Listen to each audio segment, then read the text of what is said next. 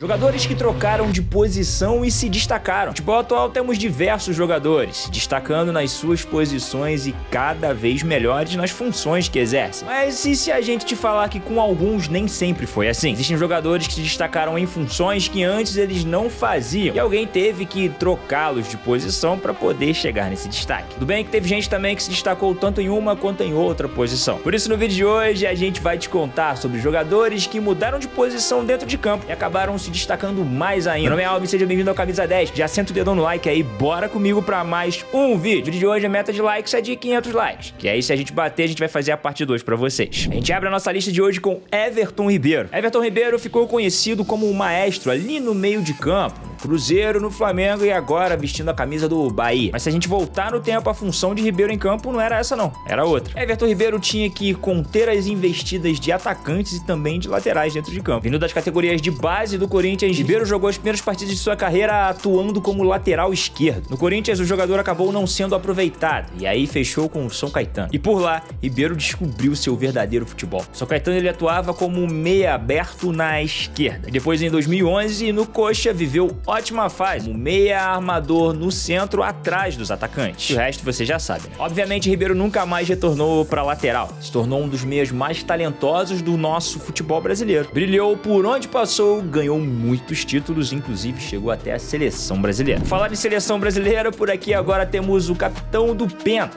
Cafu. Você sabia que Cafu despontou nos anos 90 vestindo a camisa do São Paulo, né? Só que foi na ponta direita. Uma das curiosidades muito legais é que Cafu inclusive vestiu a camisa 11 na disputa do Mundial de Clubes lá no ano de 1992. Já no Palmeiras as coisas mudaram e ele foi recuado, apesar de passar grande parte do jogo lá no ataque. Só que a verdadeira mudança aconteceu mesmo com a camisa da seleção brasileira. Quem treinava a seleção na época era Parreira. Em 1997, Cafu foi para a Itália vestir a camisa da Roma. Só que o clube jogava com 3 zagueiros, então ele continuava exercendo uma função muito mais avançado. Cafu na época da Roma jogava como um ala mesmo. Mas como você já sabe, Cafu jogou como titular nas Copas de 98, 2002 e 2006 como lateral direito. Muita técnica e muita raça, Cafu se tornou um dos melhores laterais da posição no mundo naquela época. O próximo por aqui no nosso vídeo de hoje é Elias. Você lembra dele? A galera se acostumou a ver Elias desfilando seu bom futebol dentro de campo, exercendo a função de volante. Mas o que talvez a maioria das pessoas não lembre é que no início de sua carreira com a camisa do Palmeiras e na base, ele jogava como o segundo atacante. Inclusive no Náutico e também na Juventus de São Paulo ele continuava como segundo atacante. E quem chegou para mudar a história de Elias foi Fred Rincon. Lá em 2007, quando ele era técnico do São Bento, escalou Elias como volante. E como a gente já sabe,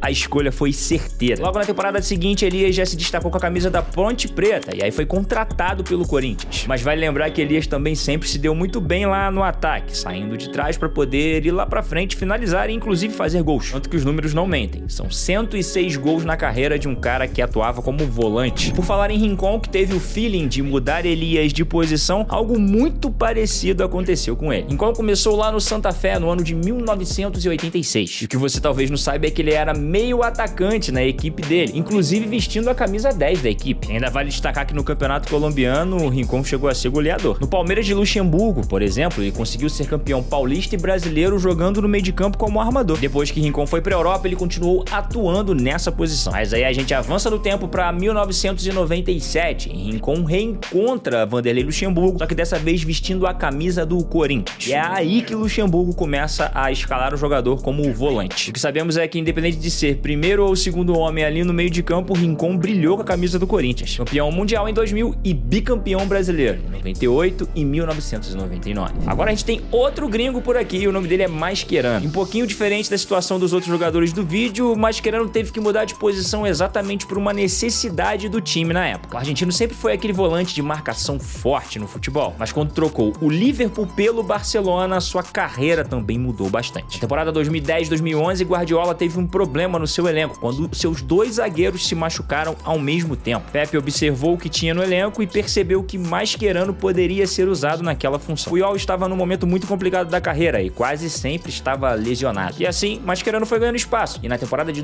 2011 fez dupla de zaga junto com Piqué. As coisas deram certo, o entrosamento avançou e Mascherano foi tricampeão da La Liga e bicampeão da Champions League vestindo a camisa do Barcelona. E para fechar a nossa lista de hoje temos ele, Zé Roberto. A maioria dos apaixonados por futebol que acompanhou nem que fosse um pouquinho da carreira de Zé Roberto lembra que o cara corria muito e praticamente voava em campo. Mas o que talvez você não saiba é que lá no início da carreira Zé Roberto era lateral esquerdo. Em 1998, por exemplo, ele foi convocado para a Copa do Mundo para exercer essa função. Para voltar e contar um pouco a história do atleta, por incrível que pareça, quando vestiu a camisa de Real Madrid e do Flamengo, ele não se destacou tanto. Até que ele chegou ao Bayer Leverkusen, clube onde realmente Zé Roberto se firmou como volante armador. Na Copa de 2006, inclusive, Zé Roberto entrou para a seleção da competição, considerado o melhor volante daquele ano. Outra curiosidade que a maioria já sabe é que o Zé Roberto cuidava e cuida ainda muito bem da sua saúde. E aí ele conseguiu fazer o caminho inverso dos atletas que retornam ao futebol brasileiro. A gente sabe que geralmente um lateral que está na Europa, quando vem pro Brasil, vai fazer aquela função ali mais de meio campo, já que o seu físico e a idade não permitem mais tanta correria, que é a função que um lateral faz. Mas Zé Roberto voltou ao Brasil como meio campo e jogou como lateral no Palmeiras aos 40 anos de idade. Lembra de mais algum outro jogador que mudou de posição durante sua carreira e melhorou dentro de campo? Então deixe sua resposta aqui nos comentários, pois ela é muito importante pra gente, para nos ajudar a fazer a parte 2 desse vídeo. Meu nome é Alvin, já que você assistiu até aqui, deixa o seu like aí